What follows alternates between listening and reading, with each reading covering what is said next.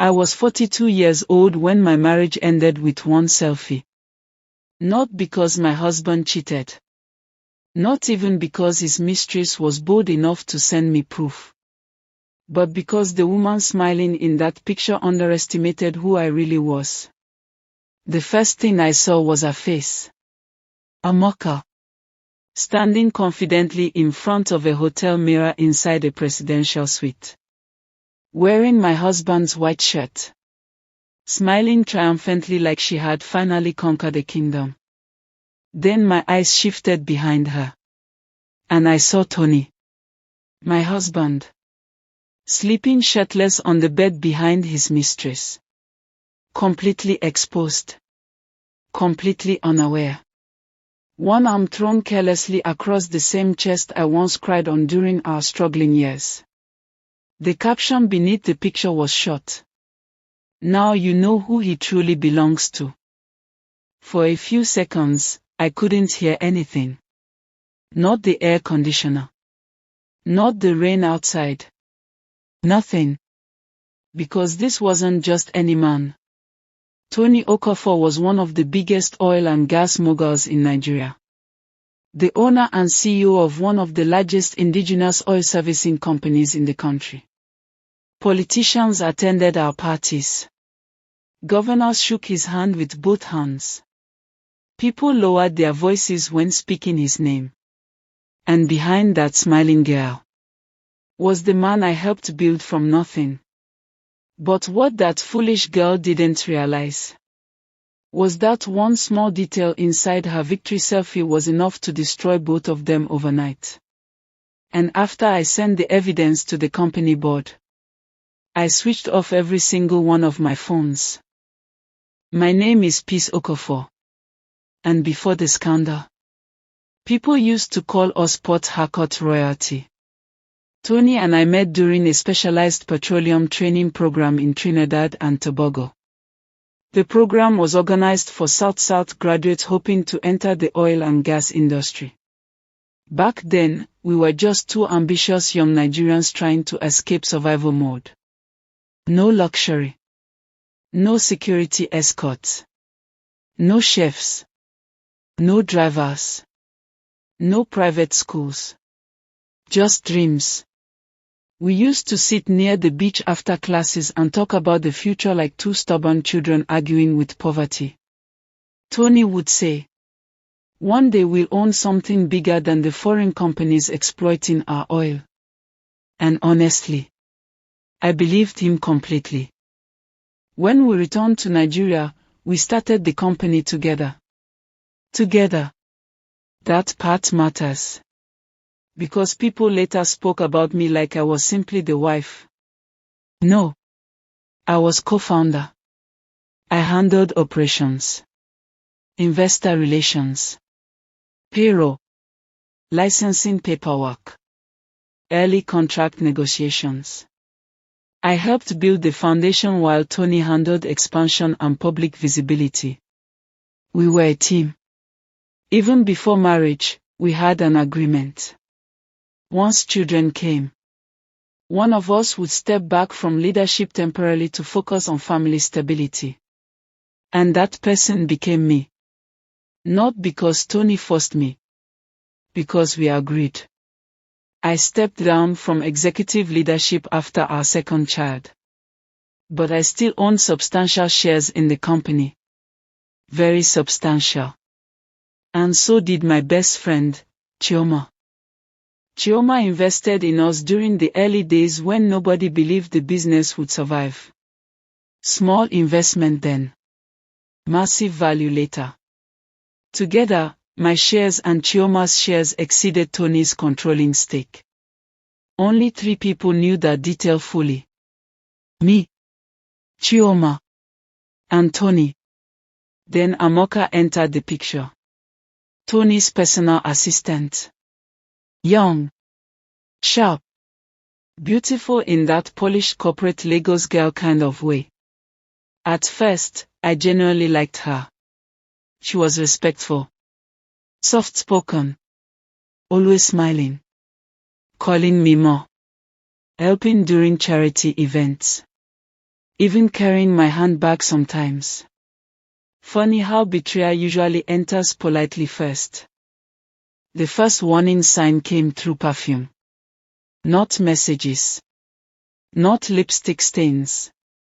Perfume.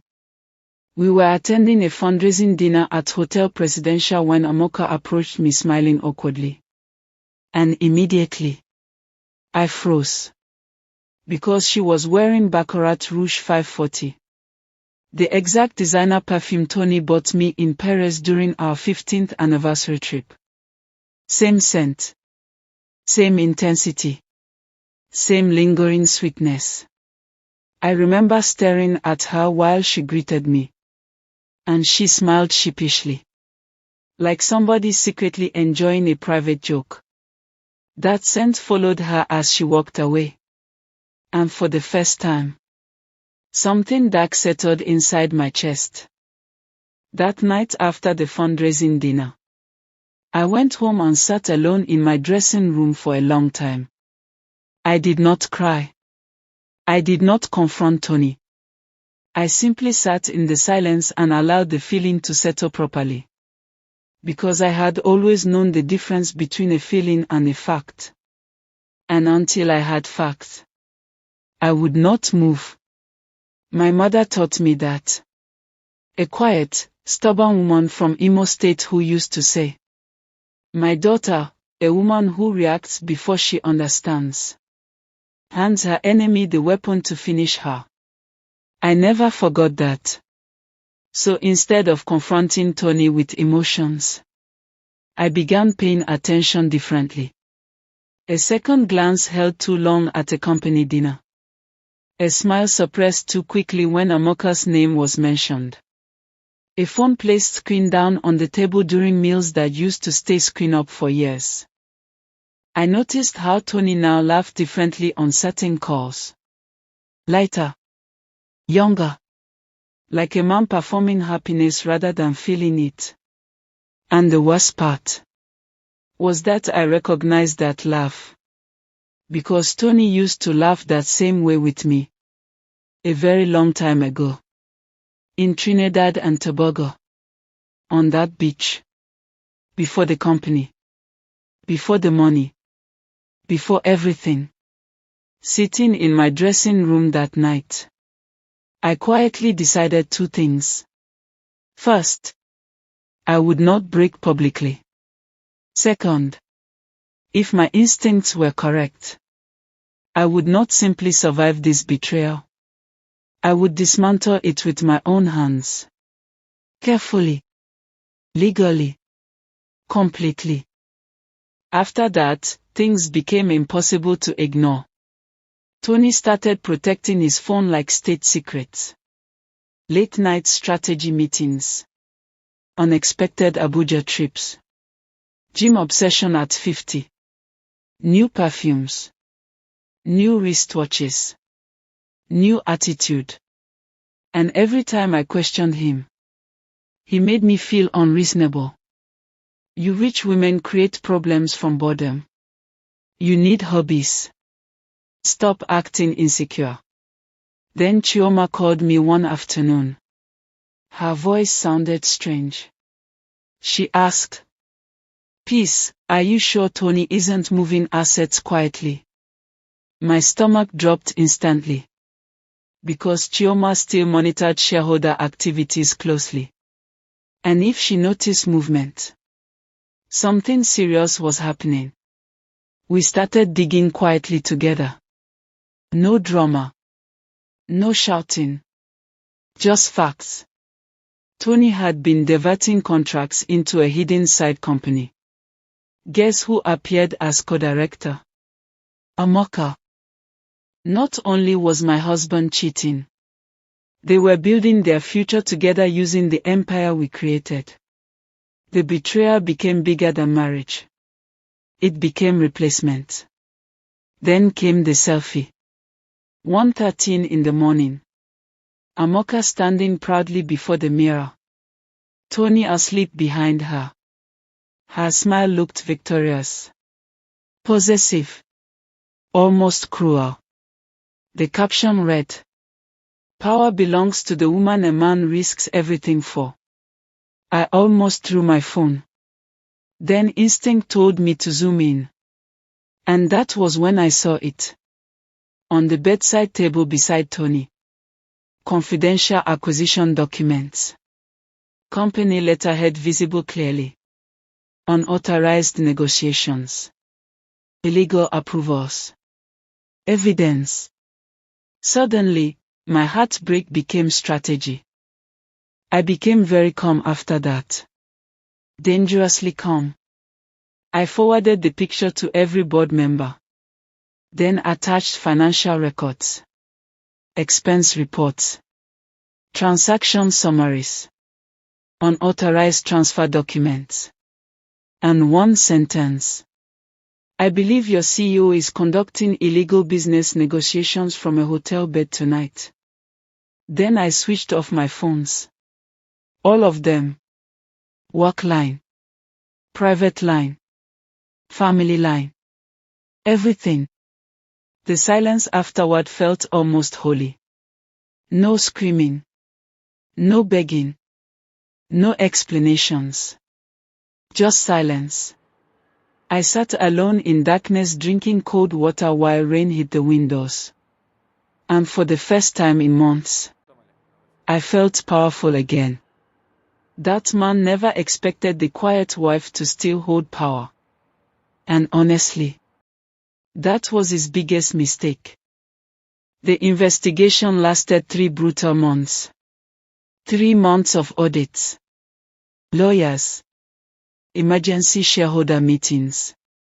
Quiet panic inside elite Port Harcourt circles. And by the end of it, the board reached their final decision. Tony was asked to step down as CEO. Not temporarily. Not publicly for show. Permanently. The final board meeting happened on a rainy Thursday morning in Lagos. Just me, Chioma, Tony, and 12 board members seated around that long glass conference table. Nobody smiled. Nobody offered sympathy. Because once money and misconduct enter the room, friendship disappears fast. Tony looked exhausted.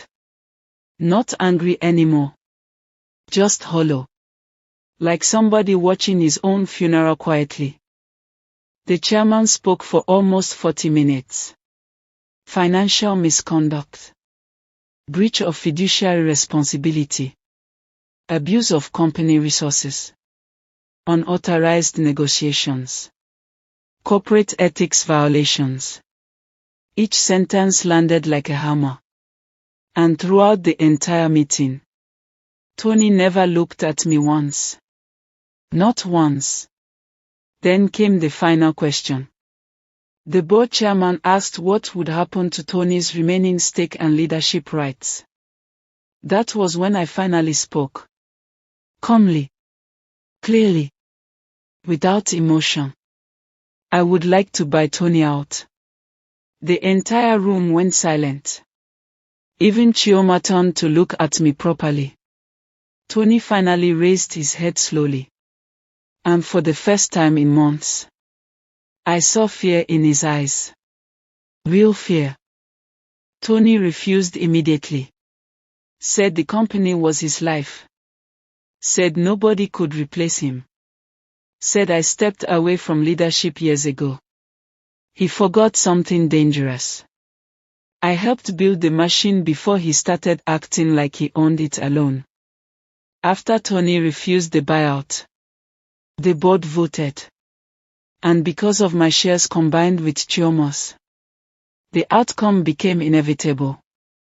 The chairman cleared his throat. Then announced officially. Mrs. Peace Okafor will assume interim executive leadership pending full transition.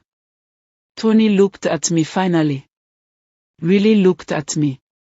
And in that moment, I think he realized the marriage ending was not the worst thing that happened to him. Losing control was. The divorce afterward became war. Not emotional war. Strategic war. The settlement favored me heavily. The Ekoi penthouse. 2 luxury properties in Abuja. Significant investment portfolios. Full educational trust coverage for our children. People said I was ruthless. Maybe. But nobody called Tony ruthless when he was replacing me quietly beside another woman. But slowly, I rebuilt myself. Not as somebody's wife. Not as society's forgiving woman. Not as a victim. As Peace Okafor. Co-founder. Mother. Businesswoman. Survivor. Tony thought betrayal would break me. Instead, it introduced him to a version of me he never prepared for. My name is Peace. But I became a storm. If this story moved you, like, subscribe, and share. And tell me honestly, what would you have done in my position?